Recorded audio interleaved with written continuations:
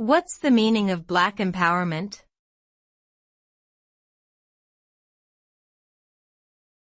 Black empowerment.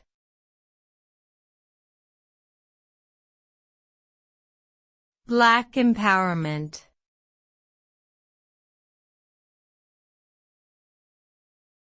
Black empowerment.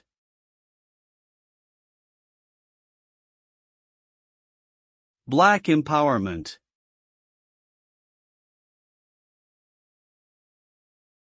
Black empowerment refers to the various social, economic, and political actions taken to improve the lives of Black people. It is a movement aimed at breaking down systems of oppression that have historically disadvantaged Black individuals and communities.